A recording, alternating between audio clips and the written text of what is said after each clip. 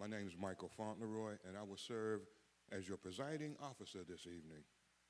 This is a church and community training session on protecting the people, sponsored by the Safety and Security Ministry here at Mount Carmel Baptist Church, and co-sponsored by select leaders of Israel Baptist, Northeast Presbyterian, and Pennsylvania Avenue Baptist churches, along with representatives of the D.C. Baptist Convention. As we proceed, we're going to have our new pastor, Reverend Dr. T. Ashby Bannister III, to give us a few words and open us with prayer.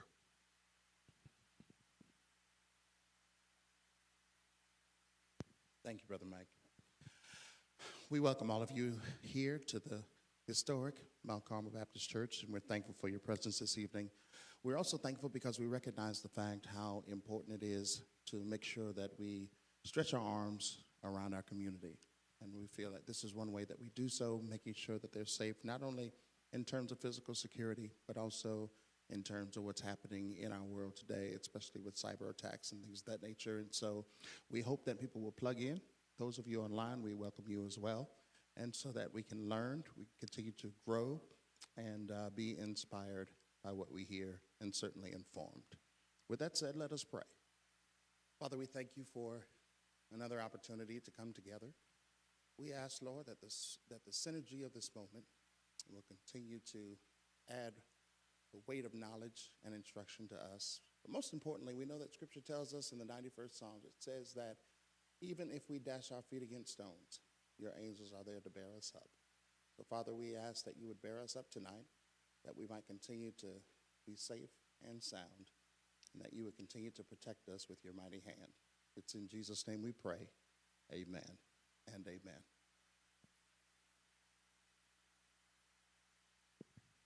Thank you, Pastor Bannister. Cyber attacks and related scams against churches and other nonprofits and individuals are growing and have surged in recent years. These attacks and scams can do more than result in financial losses to individuals and groups, but also disrupt our lives, our church operations, and erode trust in our ability to carry out God's call for us to serve in our communities. Thus, we will commence our first training session around protecting us, the people, against scammers. In terms of logistics, we have provided copies of an agenda, bio of the primary speakers, and an article, What is Cyber Attack? We have definitions, types, and prevention from a staff writer at the advisor. Other speakers will also provide relevant subject matter. We ask your indulgence as we can provide only one question answer period, and we ask that you take note of what you want to say so that we can accommodate everyone successfully. I will give a list of the first set of speakers, and we do have a little biographical information for Ms. Karima Woods, who is the Commissioner of DSIB, and since July 2020, has served as the Chief Financial Service Regulator for the city's financial services industries, including, but not limited to, insurance companies, investment advisors, and student loan servicers. In 2025, she oversees a $36 million budget, 152 employees, and $234 million in projected revenue. Sharon Shipp is Deputy Commissioner of DSIB, and since 2020, oversees the Insurance Bureau, Enforcement and Consumer Protection, Market Examination, and Compliance Analysis Divisions. Brian Bresman is the Director of the Enforcement and Consumer Protection Division of DSIB. He manages a staff of financial fraud investigators, of regulatory violations, and financial fraud committed against D.C. residents and businesses. Please welcome the DSIB team as they proceed.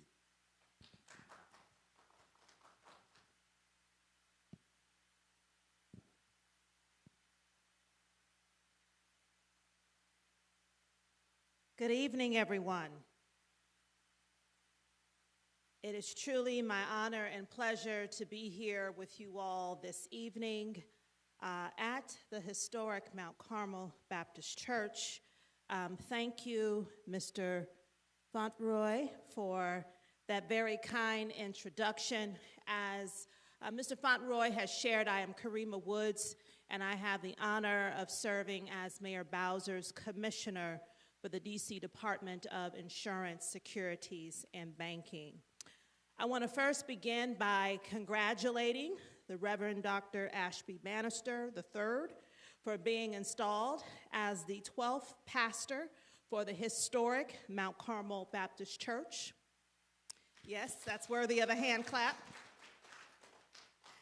I want to thank you for welcoming us to this very sacred space and for your continued leadership in this community.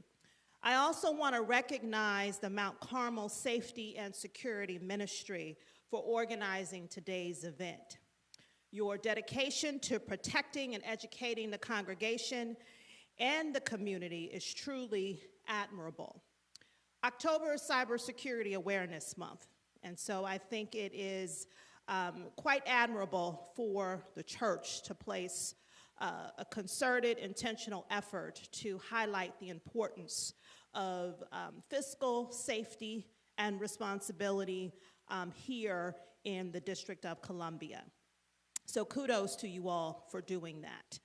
I must also give a very heartfelt thank you to the Miss Carrie Thornhill, a longtime friend, a trusted partner, and someone that I truly admire and have had the joy of working with over the years and watching her care for the district and its civic infrastructure in a way like none other. So thank you, Carrie, for your work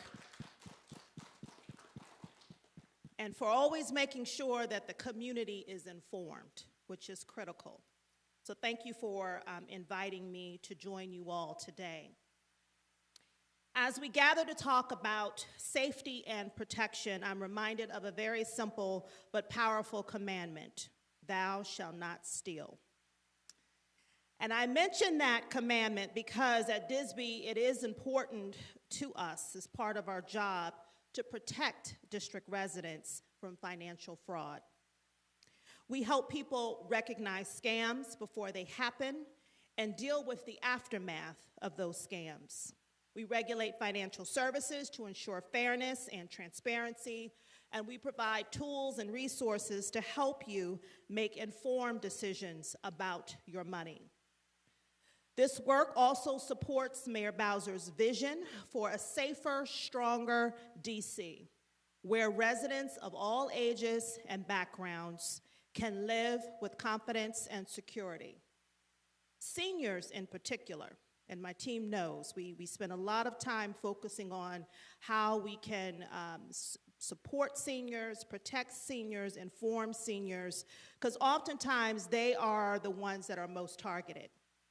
In fact, more than 88,000 Americans over the age of 60 fell victim to financial fraud schemes in a single year, with an average losses exceeding $35,000 per month, which is significant. When you think about $35,000 and what you can do with that for you and your families, that is a significant amount of money. So that's why this event today is important.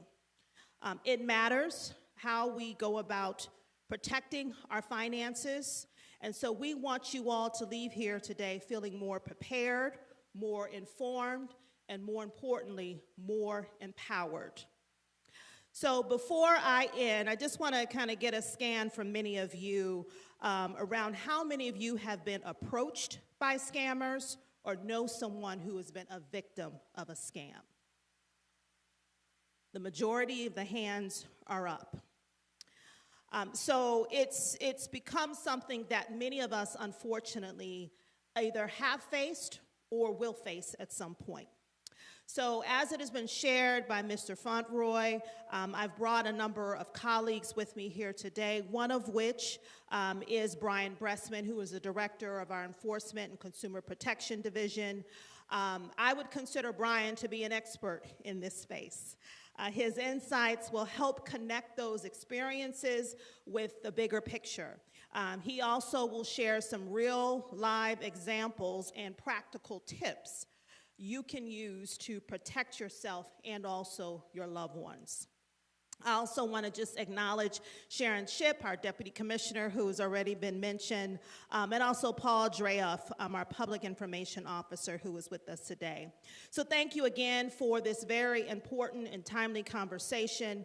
And whether you're joining us in person or virtually, your presence truly shows a commitment to learning and being our brothers and sisters' keeper. So with that, thank you, and I look forward to a productive conversation today. And I will pass things back over to Mr. Bressman.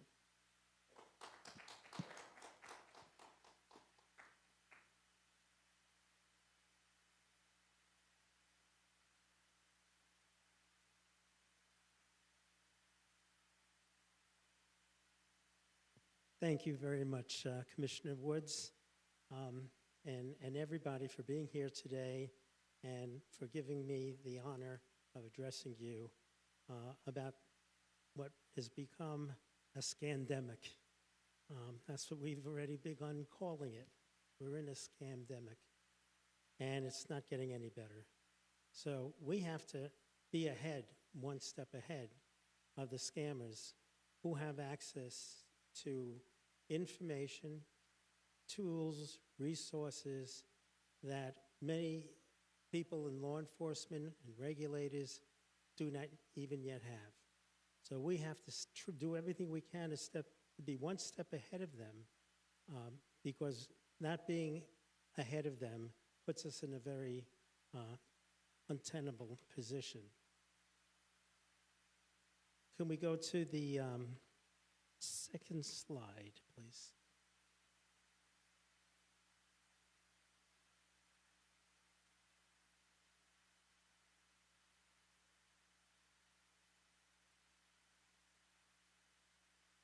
Thank you. This is a little bit about, we call it ECPD, the Enforcement and Consumer Protection Division. And what do? We investigate fraud and regulatory violations of the district's insurance, securities, and banking laws. That's a lot, because in many agencies, many states, it's usually 1, 2, maybe, but not 3. But we have a big mission. We protect the residents and the businesses from fraud and other financial crimes. We see many different types of crimes occurring every single day, and many different variations of these crimes. So we have to identify the conduct that's being perpetrated, find out who's perpetrating it, and then do what we can to mitigate and stop it. We, in that regard, with respect to criminal fraud cases, we refer those matters to the Office of the United States Attorney, and they conduct a criminal investigation along with a criminal prosecution. Cases that involve regulatory violations, people whose license lapsed or don't have a license to perform the function that they say they do. For example, an insurance producer, somebody who's selling policies, life policies, or health policies. That person is violating our law, our regulations. So we have to conduct a full, fair, and thorough investigation. And once we have put the case together, we send it to the Associate Commissioner for that particular division or bureau. And from there, it goes to what we call an administrative enforcement action. And there's a trial, an actual trial before a hearing officer. who decides whether or not this person committed the alleged offenses and whether they should be barred, suspended, fined, whether they have to pay whatever amount of money that they took, they have to reimburse the victim. We also provide training to others and to the actual registrants, the licensees that we have, so that they know what they should be doing in order to make their businesses less prone to being victimized by fraudsters. Next slide, please. Thank you. You've all heard of many different types of scams. There are Ponzi scams, Ponzi schemes. That's like the ones you hear about with Madoff, for example, where people who come in early are paying off the people who have been there for a while. So when the scam, when the scam reaches its apex, there's no more money left for the people who came in most recently to pay them. So there's no investing. There's no investment that's actually made. Madoff didn't invest in anything. All he did was take people's money, and he, if you want to call it, he pocketed it. And he paid back his friends and certain investors to show them that he had a successful business. People would come to him and tell him, I'd like to invest with you. I've got $100,000. And he'd laugh at them. He'd say, $100,000? That's nothing. I don't work with somebody for $100,000. You know, go to Schwab, go somewhere else. So he had a very arrogant attitude, and that's really how he built himself up. Identity theft is another problem. It's a very big problem that we have. People steal your identity. And what do they do with your identity? They take out loans in your name. They get credit cards in your name. They put liens on your property in your name that you never knew you had. And you find out, and it's too late.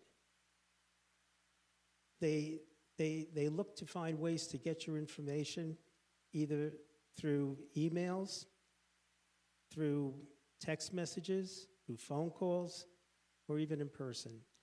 And you have to be always on guard about your personally identifiable information and your financial information. You should never share that information with anybody who does not have a legal right to that information. So if you go into the doctor's office and the doctor has a form and it says they ask for your social security number, which most of them do, you don't fill that out because they don't need your social security number. They may need a Medicare number or an insurance card number and other information, but that information is privileged. That's your information. Don't give it away. We have impersonation scams where people call saying they're from the IRS, from the Justice Department, the FBI, and they'll threaten you on the phone. They'll call you and tell you that the police are on the way and they're going to arrest you in about 10 minutes unless you pay the fine for failure to appear for jury duty. And that's going to be $5,000. And you got to pay that, give it to me right now. You're not going to can't waste any time. So they put undue pressure on you to pay these fines so they can not give you a chance to think, take a moment, take a deep breath, and say, is this something I should be doing? Is this something out of the ordinary? If it is, maybe I shouldn't be doing it. You know what? I'll owe you an answer. You know, or hang up. You know, but don't give them any information. And the IRS doesn't call you to tell you they're on the way to arrest you. That doesn't happen. So if you get calls like that, it just doesn't make any sense because they would never do that. They just show up at 5 o'clock in the morning at your front door and probably bust right in if that's what they were there to do. but that doesn't, that's a different case. As the commissioner mentioned, elder financial exploitation is a very serious problem. And we're seeing it more and more every day. And people, unfortunately, a lot of people live alone. They don't have family nearby, or they don't have much communication with the family they do have, or friends. So they become targets. And the bad guys know this, because they do research. They research people to see their status. Are they married, widowed, divorced? They can get all that information on the web, whichever way they can do it, but they do it. And once they have that information, they look for subjects, people that they can go after, and they will. And they look for people, for example, who might, not have the same faculties. They may not be as sharp as they were 20 years ago. And that's who they're looking for. And again, they use intimidation, fear, and pressure to get people to do things, again, that they ordinarily wouldn't do. People meet people through social media, mainly, through just meetings and communities, whatever. But social media now is like the number one thing, a place to meet. And a lot of it's done through these dating web pages, websites. And you don't know what's going to happen when you're on those pages. You don't know who you're talking to. That photograph may not be of the same person you think, and that person may not even be in the country. You have no idea who you're speaking with. So you have to be very, very guarded with the information that you may share on those pages. And many times, they'll, within 2 weeks, profess their love for you, or maybe a month, and tell you you're the best thing in the world that's ever happened to them. And they're lonely, and they're touched, and the next thing you know, you're falling in love, or the victim is falling in love with somebody who they would never even think of being with if they knew who that person really was. And so what happens is they ask for money. I'll say, my daughter's having a serious operation, neurological operation in France, and I need $25,000 to fly her there and for the surgery. Can you help me out? And you'd be surprised at how many people will actually send that money. And they'll wire the money, and they'll go to the bank, and the banks just let the money go out very often, and it's too late. Once it's wired out of the country, it's gone. You're not going to see that money again. So we can go to the next slide. How scams work. Basically, what happens is they build trust, they create an urgency, they exploit your emotions, they obtain personal info, and their goal is to acquire sensitive financial information. That's what you need to know every time you feel it. Normally, your gut instincts are going to be correct. If your gut tells you something is not right here, something's missing, something's wrong, you must stop and think what you're doing at that moment in time, and don't go ahead. Don't do it. Don't do it. Call a trusted friend, trusted relative, and tell them what's going on, and say, I met this very nice person, and have had sort of a relationship, I guess you would call it. I met him on a dating site, and he told me he needs $25,000 for this reason or that reason. What do you think? And of course, that person is going to probably say, don't do it. Don't go ahead with that. The next slide. The fraud impact in D.C. is pretty amazing, especially if you take a look at age 70 to 79. The median dollar loss was the highest for that age group at $3,700. much higher, 5, 10 times higher, or whatever, 6 times higher than any of the others, the different groups. There's a reason for that. People are looking to take advantage of seniors. That's what they're doing. That's the number one target today of most of these scammers. According to the FBI, next slide, according to the FBI's 2024 Internet Complaints Center report, their annual report, DC, the district, was the number one in the nation for fraud losses per 100,000 citizens with $41.5 million. That's astonishing. So it's more than New York, California, Illinois. It's the District of Columbia. In the same report, they reported that the District of Columbia was second in the nation for fraud complaints with a total of 549 per 100,000 citizens. And the FBI also reported that of all the states and U.S. territories, that includes the Virgin Islands, Puerto Rico, Guam, D.C. was number 14 in the whole nation and all territories in fraud losses with a total of $291.5 million.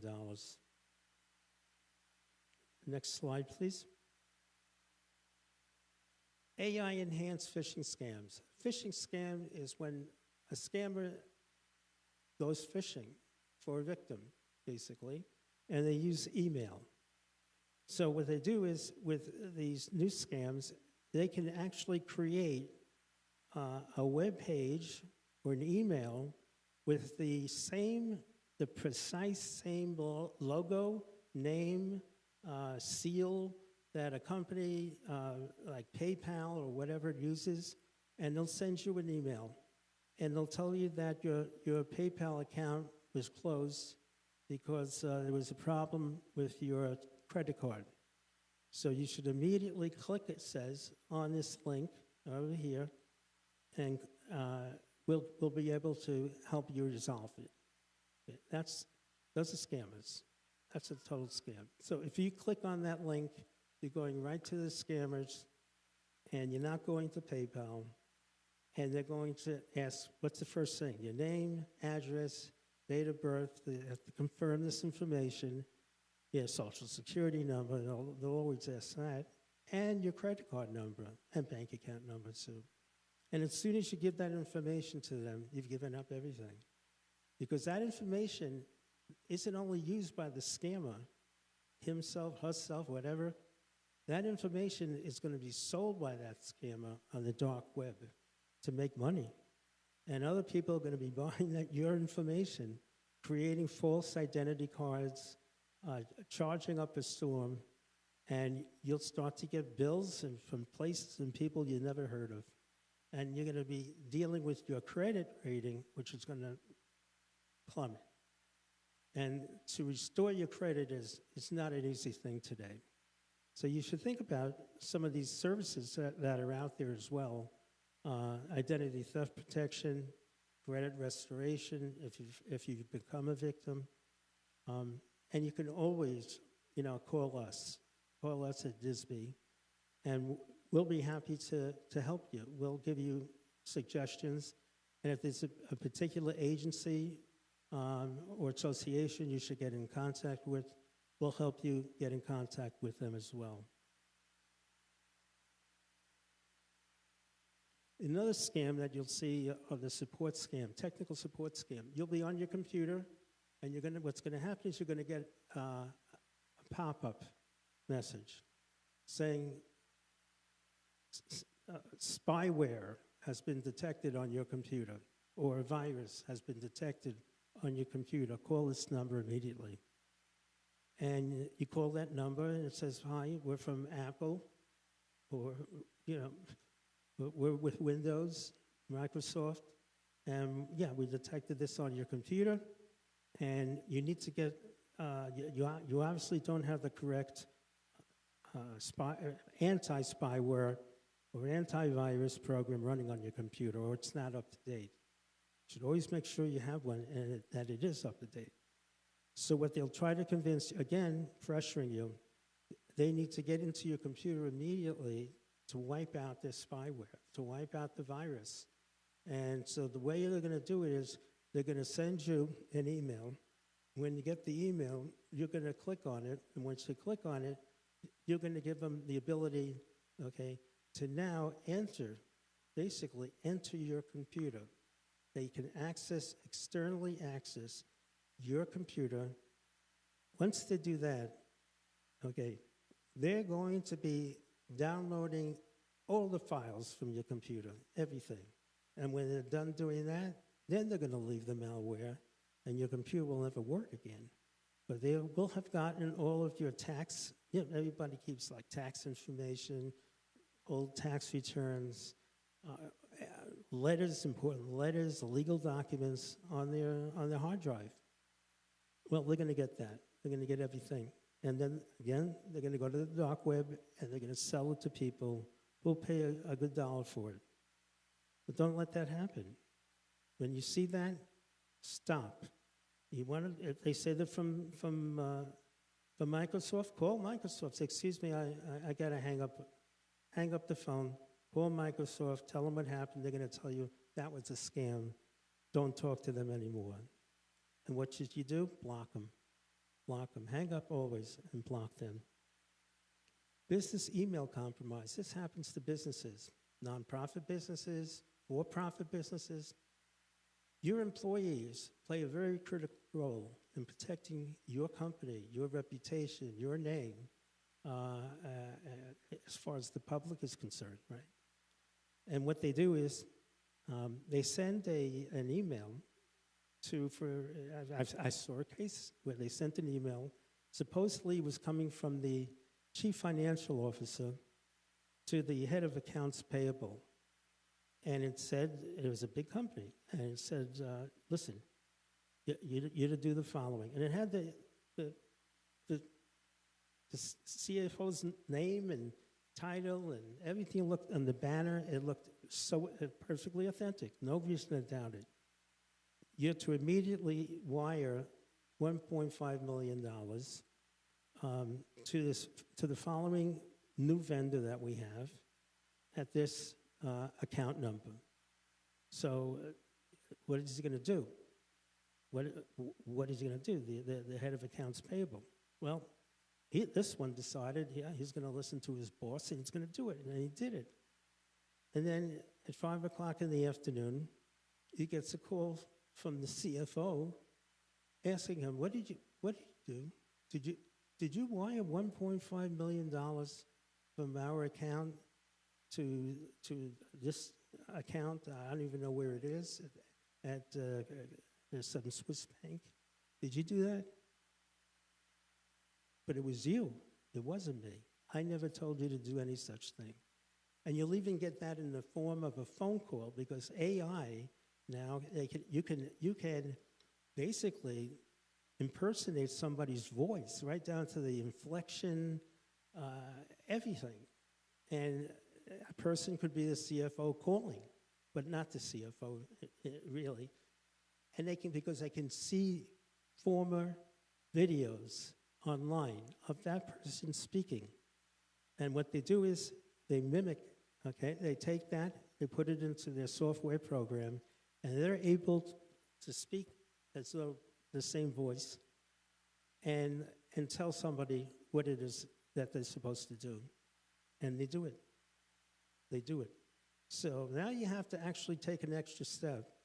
And it may seem silly, and you think it's embarrassing, and you don't want to have to, but you may have to actually contact that person, because it's out of the blue. It's not something that usually occurs, and say, look, I just need to know, did you just call me and ask me to wire $1.5 million to this bank? And if that person says no, you just saved your company $1.5 billion, their reputation, and your job. So you gotta, today we're in another world. We're not in the old world. We have to be up to date with everything that happens. One of the things that we've been seeing an increase of also is in frauds that are committed with crypto ATMs or Bitcoin ATMs or BTMs, we call them. And what happens is the scammers call up and they'll tell somebody, you know, a grandmother, that, you know, or they don't even have to, they'll put somebody on the phone that sounds just like their grandson, said, Grandma, I've been arrested. I'm in Kentucky. I was driving through the state and I had an accident, and then I blew a .15 on a breathalyzer test, so they say I was driving while intoxicated. I hit another vehicle driven by a woman who was pregnant. She's in really bad condition. They took her to the hospital. They don't know what's going to happen with the baby. And this cop next to me is telling me he's going to arrest me for vehicular assault and driving under the influence. And if anything should happen to the mother or the baby, it could be vehicular homicide. Listen, they're about to take me there. I don't want to have to spend, you know, days in jail in Kentucky. You got to help me out. The officer told me that you have to give him $10,000 to pay the bond. Okay, I'm going to put the officer on the phone, and then officer, who's a scammer, comes on the phone. These are the instructions. This is what you have to do. Okay, you go to the bank, take out $10,000. I'll be on the cell phone with you the whole time, just in case the teller asks you any questions you can't answer. I'll help you with those answers. So he shows up at the teller, $10,000, takes it. He says, what do I do now? Go across the street to the Sunoco station. You see that? Yeah, I see it. Okay, you see there's a store, a little convenience store that's behind, and yeah, and it stays, yeah. Go inside, go to the back of the store where they sell the ice cream, and there's going to be a crypto ATM machine there, BTM machine. You're to go there, and as soon as you get there, you tell me when you're sitting down or you're at the machine. Okay, now I'm going to give you a QR code, one of those codes that you see, you know, and during the pandemic, you used to have to use to get the menu at the restaurants on the table. Well, it's one of those codes, and you put it up to the reader, and it says, this is where you're going to deposit, okay, that money into this account. That's your account, okay, so don't worry. Your account for the purpose of getting this bail money. They put the money into the account. They put $100 bills. It takes a while. And people are looking at putting $100 bills in there. I can't believe it. You know, it's like running out of time. Next thing you know, the money goes in, and it says, hit that next button. What's the next button say? The next button says, done. The money goes out. Now it's gone. And that person's not going to, more than likely, will never see their $10,000 again. I don't know if we could show a video that I brought along that's also that's in the presentation, but that would be great. This is an actual, if we get to see it, is an actual event where police were called by a good citizen to a gas station in this same type of a situation where somebody was putting in hundreds of dollars, thousands into a BTM, and a good soul saw this happening and called the police.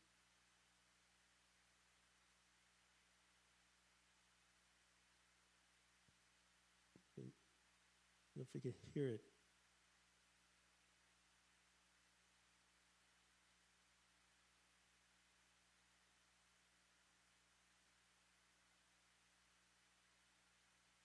Can we get the volume to play?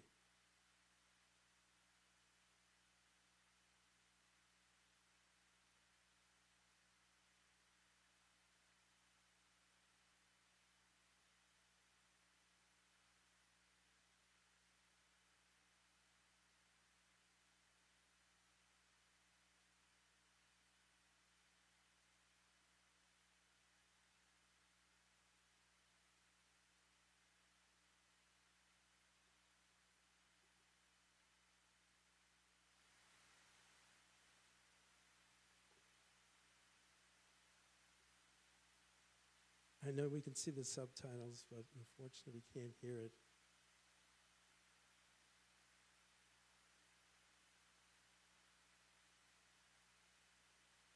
We're double checking to see if we can get the volume to increase.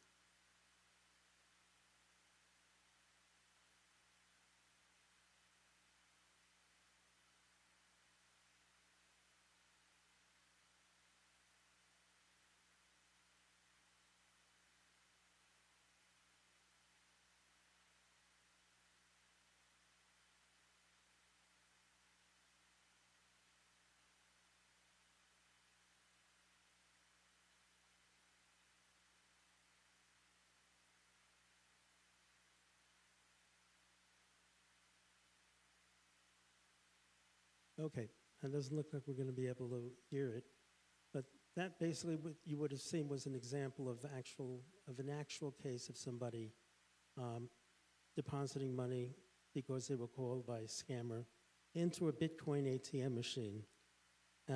And thank goodness the police showed up quickly and stopped her from hitting the done button.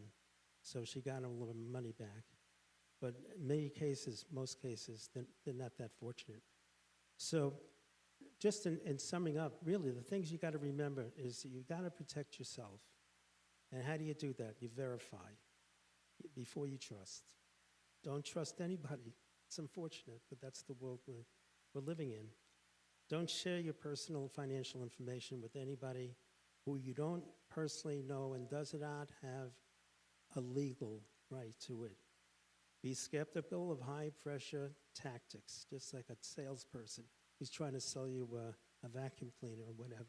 You got to be skeptical of what they're trying to do, and maybe it doesn't work. Monitor your accounts and your credit reports regularly. Everybody here should be monitoring their financial accounts, okay, online 3 times a day, morning, noon, and night. And there's a reason for that, because that's how quickly they can be emptied. So if something happens, you must, because you're under an obligation, you must let your financial institution know immediately, put them on notice. Otherwise, they're going to say you were negligent in not reporting it or not reporting it timely to them, and they won't give you your money back. Otherwise, they would. So you have to take a look at your terms of use that your bank or your broker-dealer has, and you have to see exactly how much time you have and how you have to give that notice if anything should happen. Use very strong passwords and use one of those password keepers if you can. And always use two methods of authentication. That's also another way that you can protect yourself. Shred all your documents. Burn them, shred them, so that nobody else, don't just throw envelopes, you get credit card, applications and throw them in the trash. Somebody's going to go dumpster diving and is going to find it and is going to use it. And finally also, when you need to contact a vendor, if somebody says they're from PayPal or they're from Comcast or whatever, okay, don't use the phone number that you get on that email or in that phone call, or in that text message. Don't use those. Go go online and go to their site and get the number from their site, or from one of your bills, one of your past bills. That's what you can do. And if you get communication from fraudsters, the thing you got to do is stop right there and then, not even talk to them. Just hang up the phone. We were all brought up to be very polite. But this is one time unfortunately, you can't be polite with a fraudster. Because if you saw the way they are when you find them, when I catch them, they're not nice people. They start off as nice, and then they become rather gruff and rather nasty. One thing you should know, just the other day, 2 days ago, I got an email. It was an invite to one of my dearest friends, I haven't seen in 15 years, to her birthday party. And it came from one of these invite companies, the electronic invites they send around now instead of mailing out all the cards. And it had her name, and it had And it had her address, her email address, everything was there. Had my name, my email address. I took one look at it. I called my friend. What do you think I told her? Okay, somebody hacked your computer. She said, what? Yeah, I just got an invitation to go to your birthday next month. She says, you know my birthday isn't till like April. I said, yeah, I know.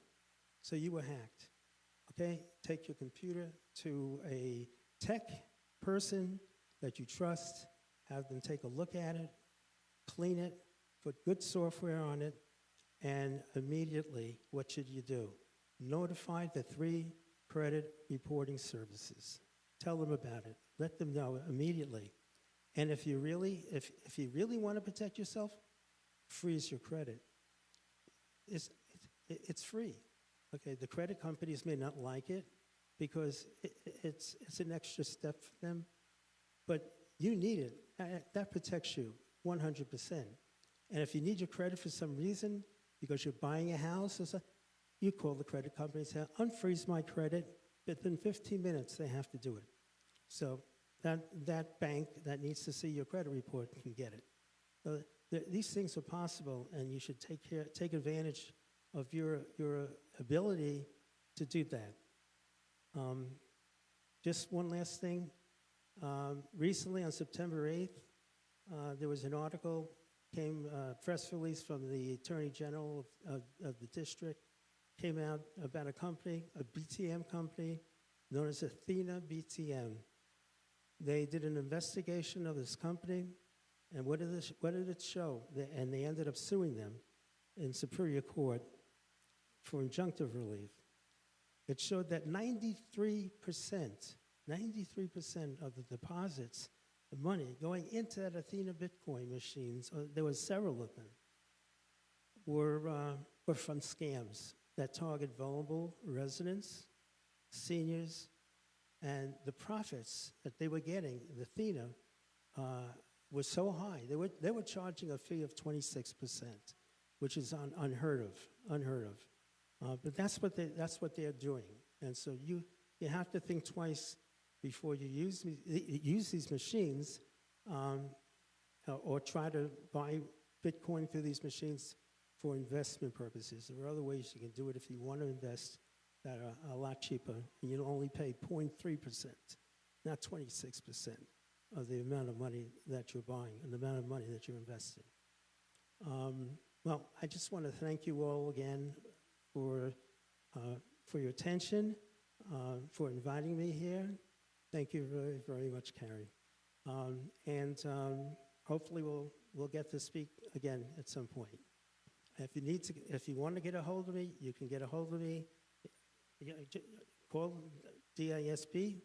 Also, we have a website, disp.dc.gov. We have a scam tracker on that website where you can actually see what the scams are that are trending right now and track them and get a good idea of how people are losing their money and who they're losing it to and for what. Thank you again very much.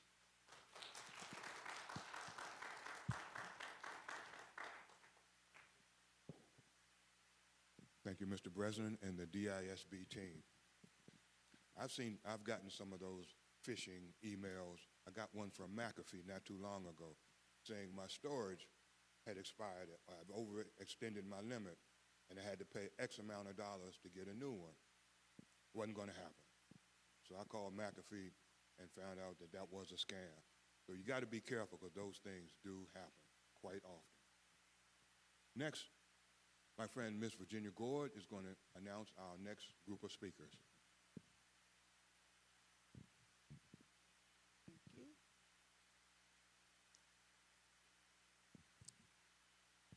Good evening, family and friends.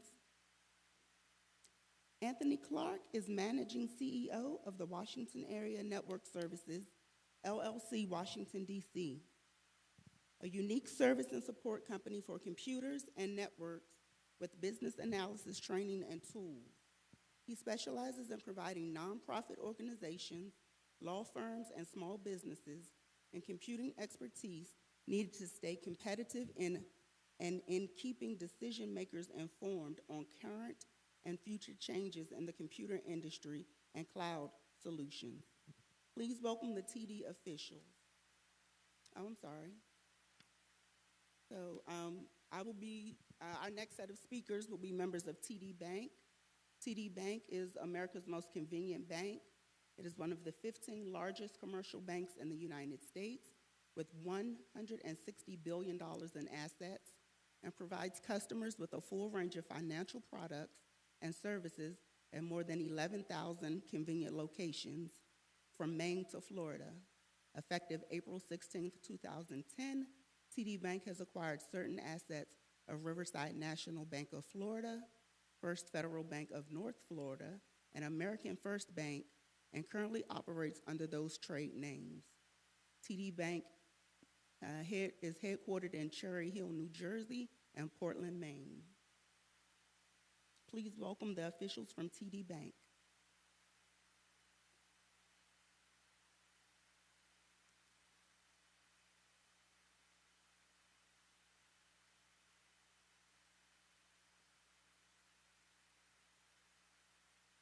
All right. Okay, so TD Bank officials are not here. I will pass this back to Brother Fauntleroy.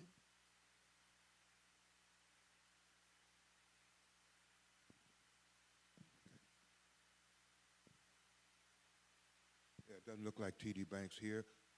This time we'd like to bring up Mr. Anthony Clark.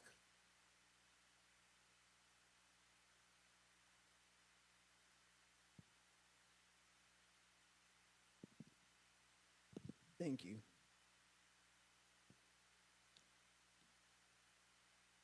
Good evening, everyone. My name is Tony Clark. Anthony Clark is my name as well. The name of my company, as stated, is Washington Area Network Services. I was a former DC police officer, and currently I've been working for the last 25 years in the IT business, primarily for nonprofits in DMV. Could you please run the video clip I provided to just give a flavor and reinforcement of what's already been said by prior speakers?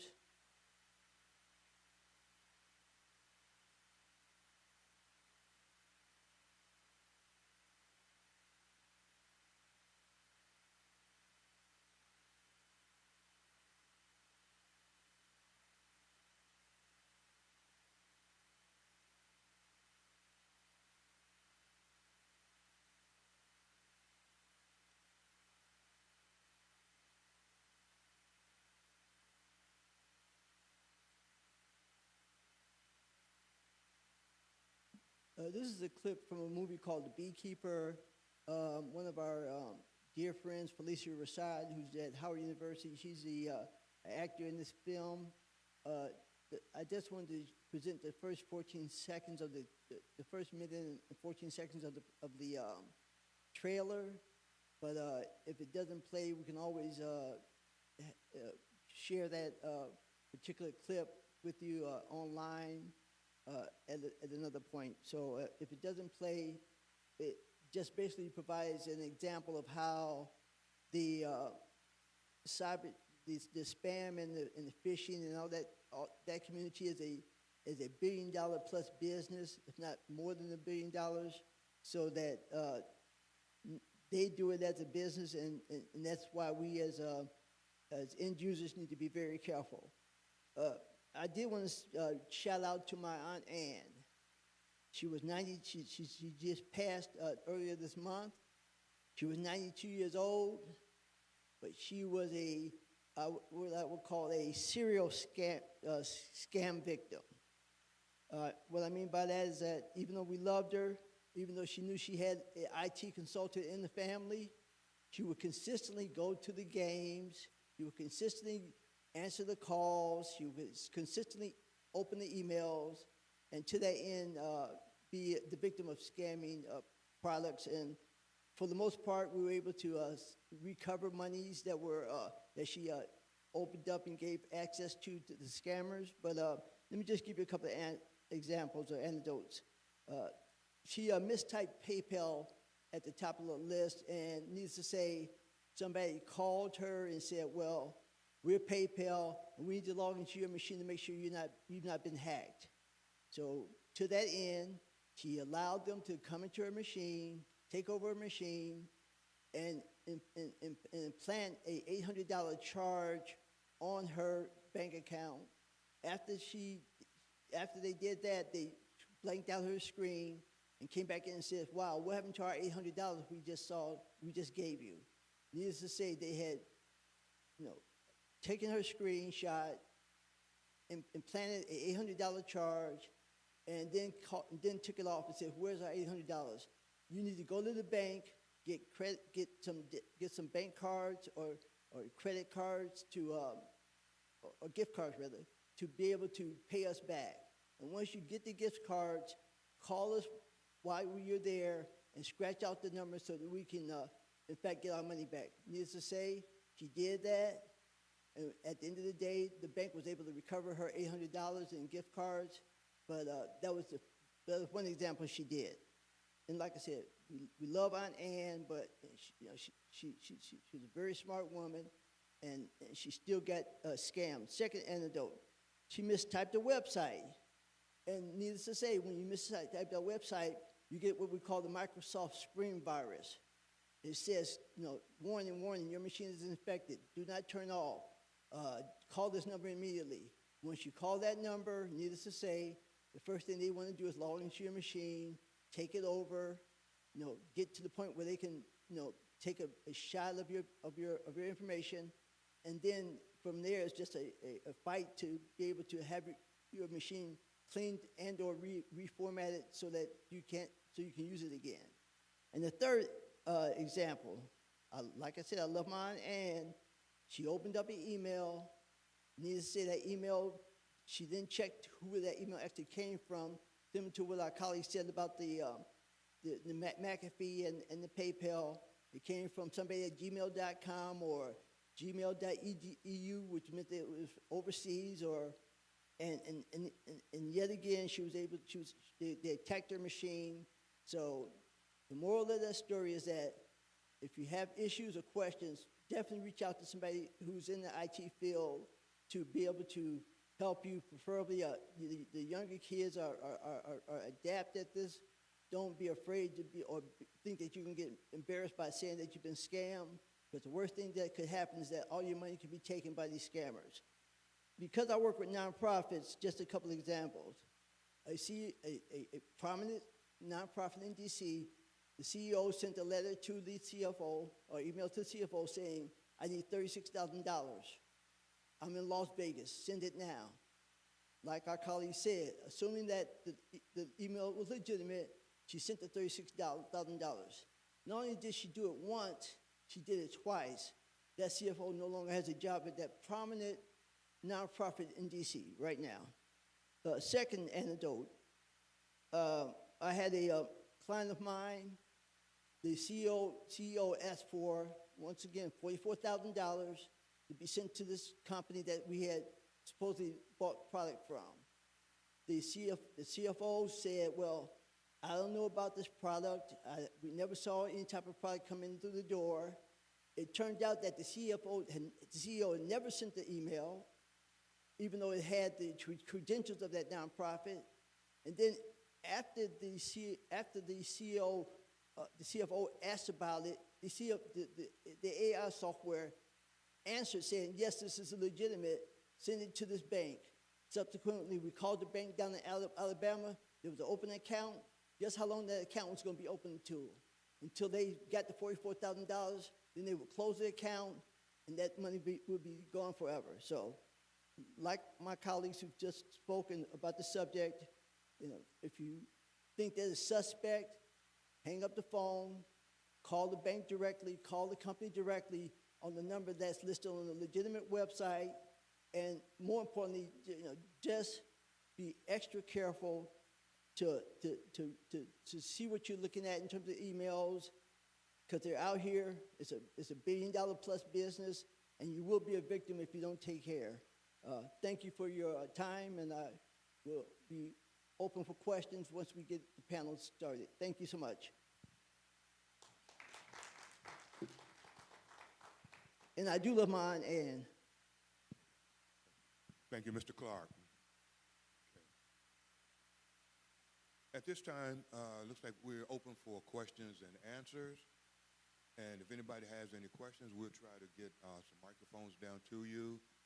And that way we can ask some of the panelists that are still here to get some answers to your questions.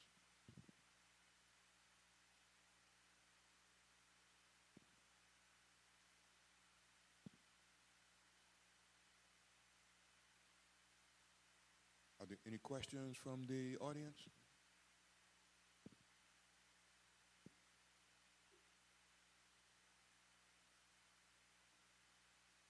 It was suggested that identity theft and, going and contacting the credit bureaus. I was just wondering, what are like the top 3 identity theft, assuming you haven't been hit, and then the top 3 after you've been hit to solve your issue, trying to get it fixed? Okay. Well, I'd like to give this to one of the DSIB team members to see if they can answer that for you. Thanks. Sure. If you think you've been hit with an identity theft compromise, the first thing you should do is contact your financial institutions first and let them know that that you've been defrauded, and put that in your file so they're aware of it. Put them on notice. Next thing you want to do is file a complaint as soon as possible with the MPD, with the police department. So make sure there's a complaint on file so you can show a company or whoever, the bank, anybody else later, that you filed a report and you had before that you called them and you told them. The other thing is you want to call the 3 different credit reporting services: Experian, TransUnion, and I forget who the other, Equifax. Those are the 3 companies that you want to call, and you want to make sure that. And if you file a fraud alert, you can do it with just one of them, and the others will contact the other one. Company will contact the other 2. If you want to file or freeze your credit, that's another thing. You have to do that individually with each one of the credit reporting services. So you have to call them, give them the information. You can do that over the phone now, or you can do that online as well with their at their webpage. So those are the things that you need to do immediately. And then from there, you got to monitor all of your account statements online daily, like I said, morning, noon, and night. Unfortunately, we have to do that now because things happen that quickly. So you need to have that under control right away. Once you have those things accomplished, and you're in the best shape you can possibly be in. Hopefully, if you've frozen your credit, they're not going to be able to hit you up by taking out credit in your name, which is the first thing they're going to try to do. Put a lien on your house.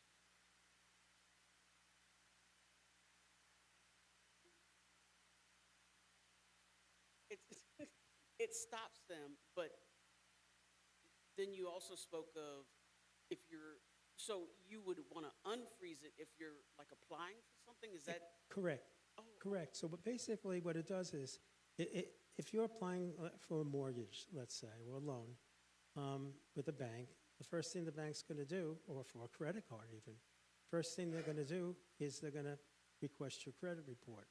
If it's frozen, they're going to be told your credit report is frozen. They're going to tell you, they're going to deny you the loan. Or they'll say, we can't get your credit report.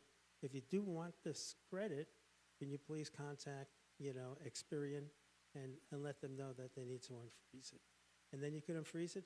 Like I said, it takes 15 minutes to unfreeze it. And as soon as they're done, as soon as they say, yeah, we got it, that's it. Freeze it again.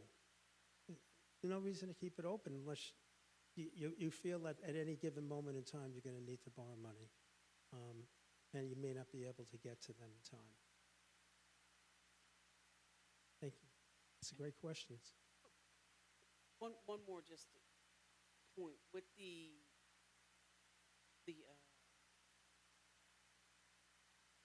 identity theft. I mean, I see them on TV all the time, different agencies that do that. What are like the top three, if you haven't been, a victim of it and you're just trying to safeguard yourself? Because I've seen the extension of that where they go in and they actually search through the internet and they're extracting data on you, or utilizing, I guess, dark web, sending Yes. all that information. And then now there's companies, or is that the same entity doing two things? It should, no, if it's a legitimate company that's doing identity protection, identity theft protection, then you're paying them money. Or if you've been a victim of identity fraud because somebody's, let's say your bank was hacked, so you're going to get a letter from them saying, we're very, unfortunately, we're sorry to tell you that, our bank was hacked. They didn't get your account information, but they may have gotten your social security number, your date of birth, address, and all this other stuff. So they may tell you that. But what they'll say is they will provide you for 1 or 2, maybe even 3 years, identity theft protection that you won't have to pay for, but you have to contact this company and request it. And they'll monitor that for you. And they'll even tell you if they find information, like, for example, your phone number or your social security number. They'll say it's been found on the dark web. So now you know that your real private information is on the dark web, and more than likely it's been sold or is being sold to third parties.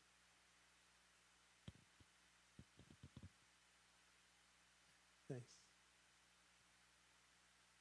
What do you, I mean, if you found that out that your information had been sold, what could you do about it? The best thing to do, if you find that it's been stolen, again, notify MPD. Okay, you want to file a complaint that you're a victim of identity theft. You want to contact all 3 credit reporting agent services as soon as possible.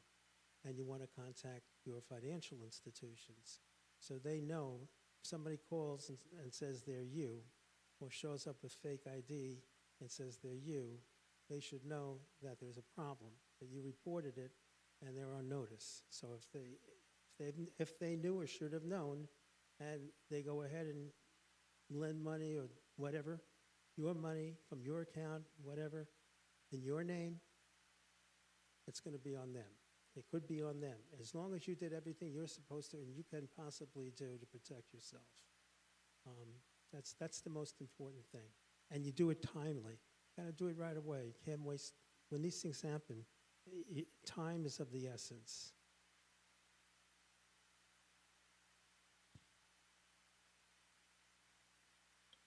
I do a lot of online shopping, and for this particular company, I ordered some garments, and I really, really liked them. And so I decided, well, okay, I'm going to order some more. But the second items that came didn't have the same quality. And it took forever for me to receive this next order. And so I attempted to return the second group. But then I realized that they came from a copycat company. And and how I realized that was because the only way to correspond to them was by way of email. No phone number or anything like that. So I learned my lesson from that. Not a phone number, et cetera, don't even deal with them. And then, of course, the phone number could be something that's not the correct number. And the reason when I approached them by way of email, I told them that the garments didn't fit. So I wanted to get the next size. And they sent a message back to me to measure myself. Wait a minute, what do you mean measure myself? If I want the next size, why do I need to do all that? So it was a back and forth thing with them. And I even had taken photos of the article plus the package that it came in, et cetera, et cetera. And it turned out that apparently they came directly from China. So I just wanted to pass that on, that sometimes you can be with the legitimate company, and the next time around you may not, and may not realize it. Well- And then the other thing too is, when I ordered some things from the UK, I found out that you don't want to really deal with them because you always have to pay to ship back if you do that, and the cost is just through the roof to ship back anything to UK. It's interesting. These things, these are disclosure issues, some of them. The customer should have that information before they order the item, that if they have to look at, they should have it printed. If you need to return merchandise, this is what it's going to cost, this is what it's going to take. The other issues, if they're giving you bogus or counterfeit items and they're selling those instead of the actual item that you thought you were getting, that's something that you should really report to the Consumer Protection Division of the Office of the Attorney General. And they will, on their letterhead, they'll pursue them, and they may even bring an action against them, because sometimes you think you're the only one and you're not. There could be 500 people like you in the district who had the same issue, or in other states nearby, they can all get together and bring an action against that particular company.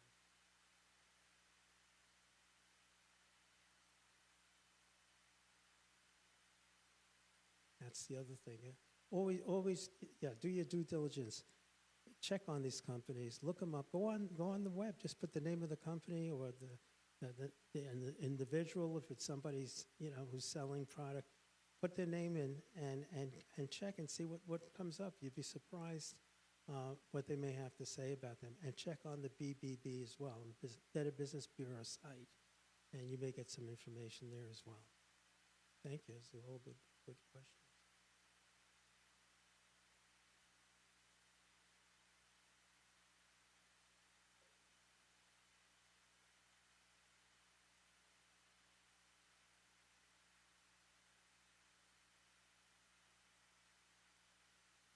Correct. That's why you may want to contact the Consumer Protection Division of the Attorney General's office. That's their job. That's what they do. That's all they do in that division. Thank you. I just wanted to add just a couple of things. One of them, to your question that you asked about if your identity is found on the dark web.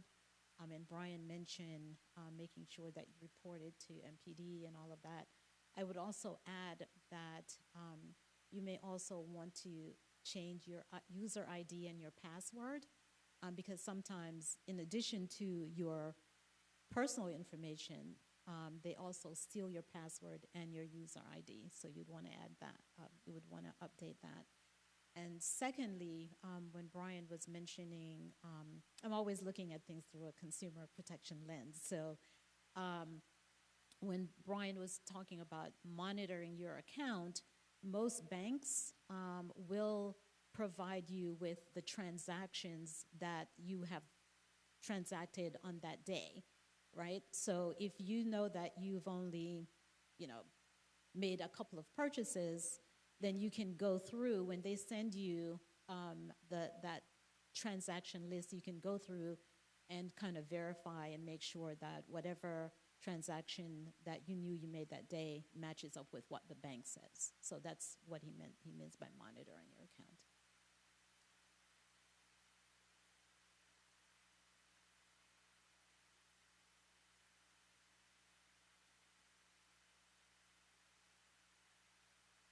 Small amounts.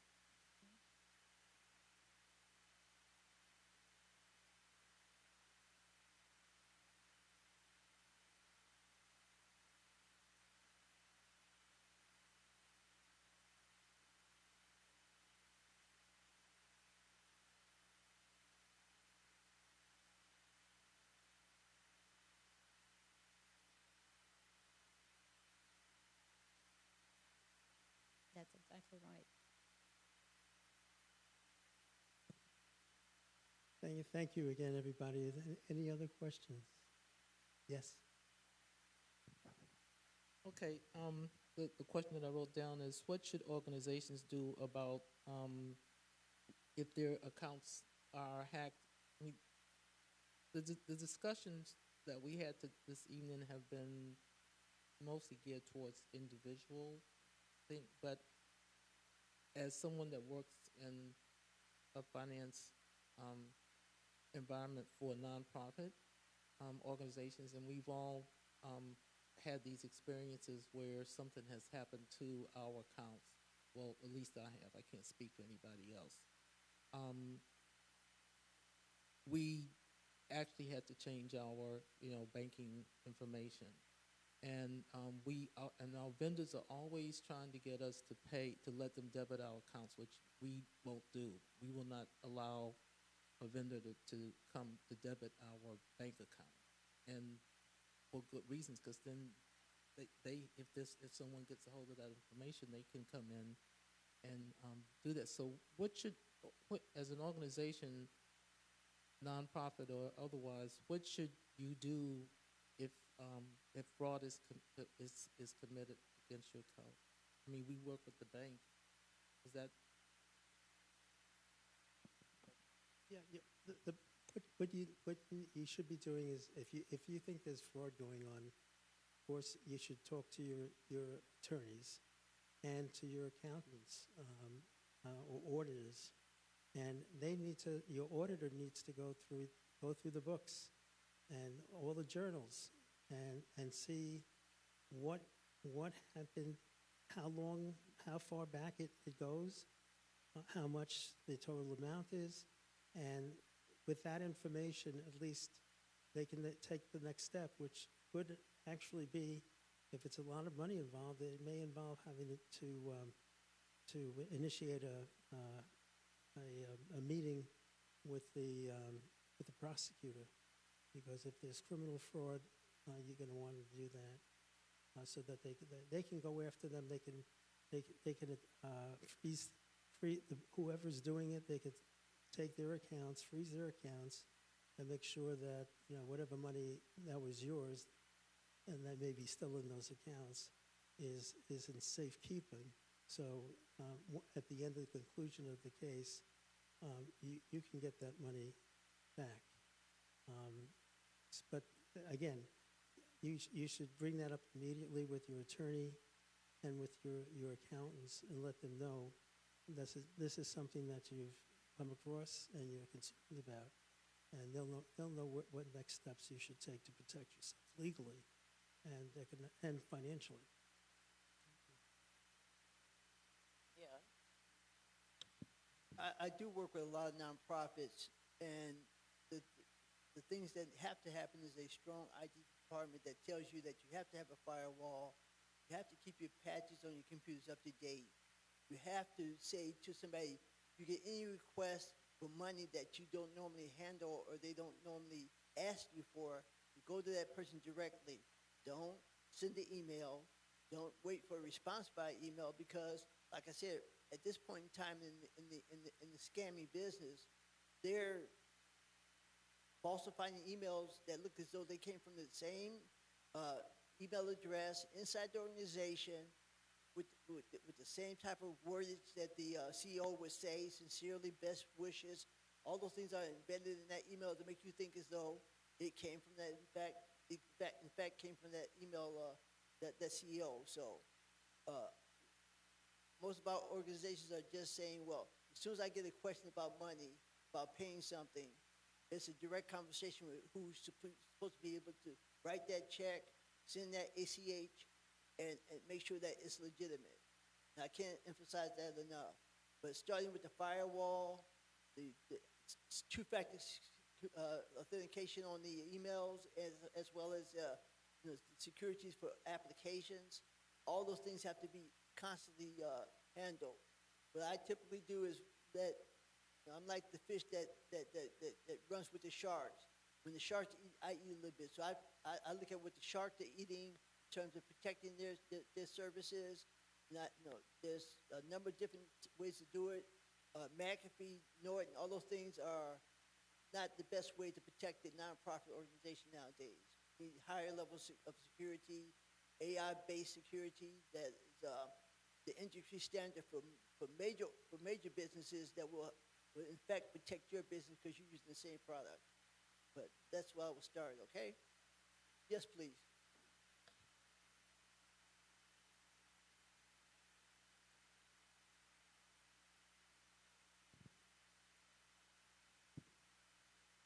And it has happened to us. And one thing, you want your organizations to carry cyber security insurance. Another thing is if you have an IT firm or you have an IT department, we have random tests within our system. And I'm a small nonprofit, 25 employees. But we get tested. So our IT folks will send us random emails to see how we're doing with the diligence. And we get trainings that we have to complete. The scammers, like he just said, they are so sophisticated now. And it just recently happened to us where we actually did send a wire, but the bank recognized it was a wrong account. They had the exact same email addresses between me and my controller. But what happened was the people we were wiring were hacked. And so whoever was doing the activity, it's like they were watching everything in real time. They were on their end and they were on our end. We had a good outcome, but this cannot be too diligent. It's always about checking and double checking. Like he said, don't trust the emails, get confirmation. And your banks will tell you that. If you're wiring something, call and confirm the wiring instructions. Anything you can do to verify that what you're about to send is legitimate.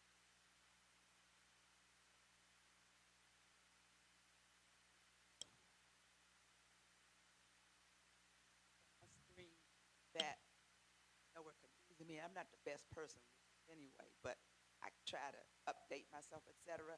And so I took it back to the company, and I said, why is it that I keep getting all this stuff flashing on my screen as soon as I turn my phone on? And so when he looked at it, he said, oh, that's an app that's a virus. Well, how do you purchase a phone and it has an app that has a virus? And I'm getting ready to take the phone back. Really, I am. It might have been refurbished.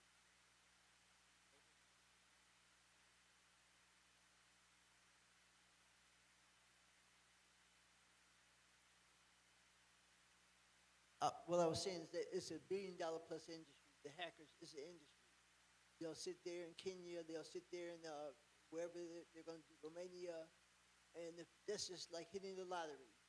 Being able to get somebody to actually respond to them and let them hack into their machines, it's like hitting the lottery for them. Thank you.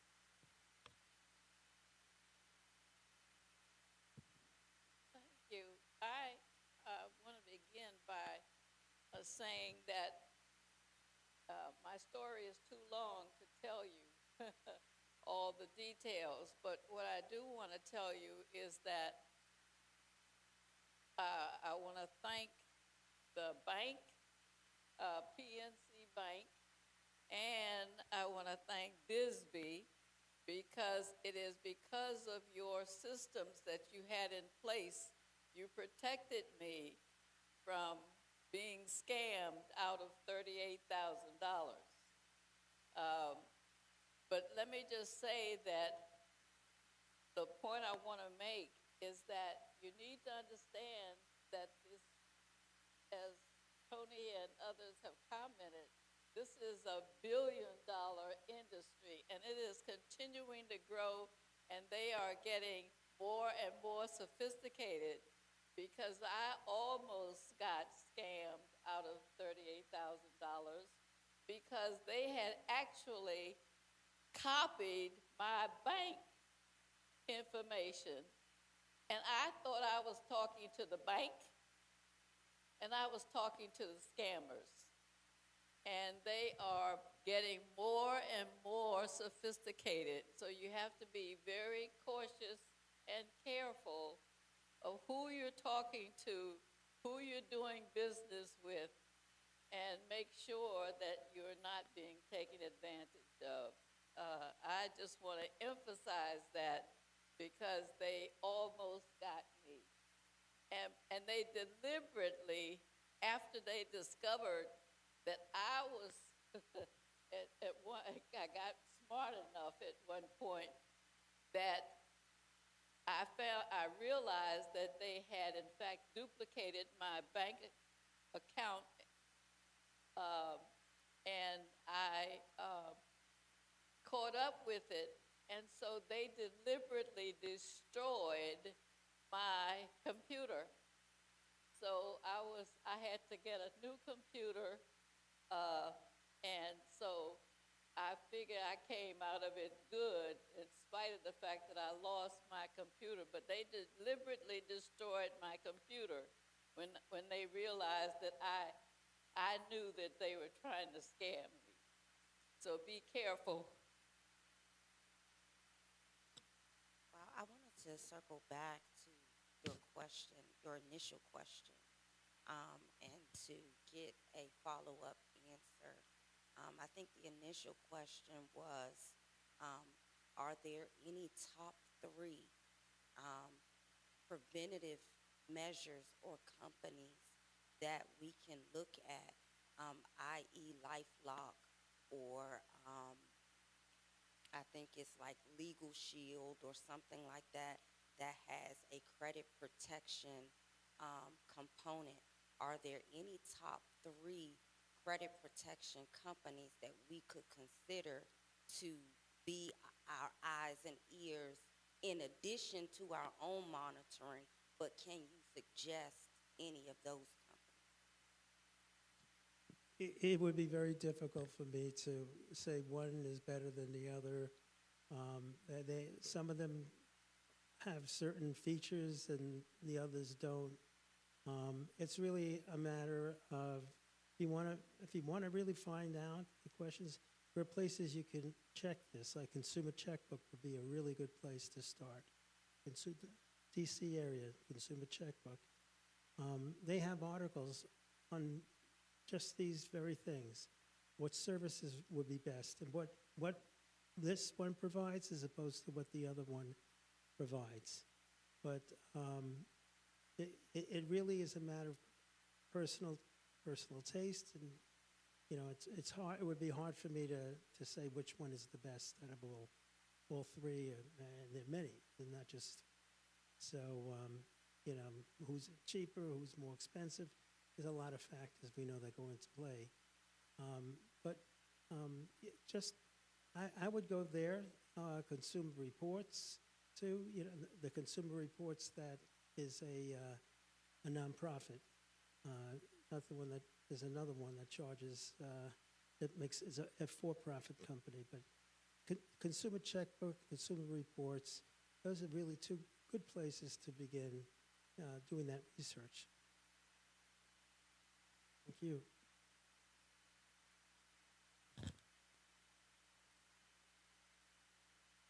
Can we get a copy of the PowerPoint? Because the people who were on electronically, they could see everything better than we could, and we'd love very much to have those the PowerPoint slides so that we can share it with our members. Absolutely, and I'll mention it. I'll talk to Paul Drehoff, who was here earlier, and he can send you the actual link to that presentation, and you'll be able to hear that video that we weren't able to hear during the presentation. So you'll have all of that. Absolutely. Thank you. As someone that is a member of a church with an older congregation, a lot of the information that was shared with us this evening would be very helpful to our members. And I will go back to my trustees and say, I think that it would be nice, it would be a good idea to have some presentations or something similar, maybe on a different level for the membership. For those, because I am sure that there are people in our congregation that have fallen victim to a lot of these things or aren't aware of what they can and cannot do about these types of situations. And I think that it would behoove all of us to reach out to try to get as many people informed as.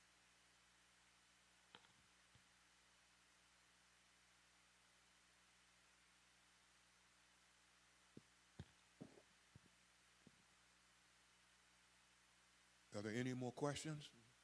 But I'd really like to thank everybody for all of the questions and the great answers that were given tonight. This has been a very fantastic and great opportunity to have this discussion and to have the people here that can give us answers to a lot of the situation. Scamming is a very, very, very lucrative business, and I know all of us have run across some type of scam somewhere.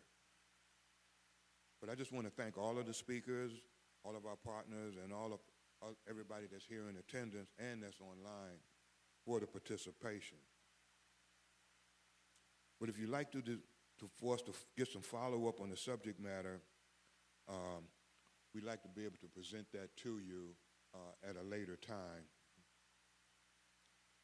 And if there are no other questions, I'd like to bring our pastor back up, Pastor Bannister, so that he can can close us out and give us some closing remarks and benediction.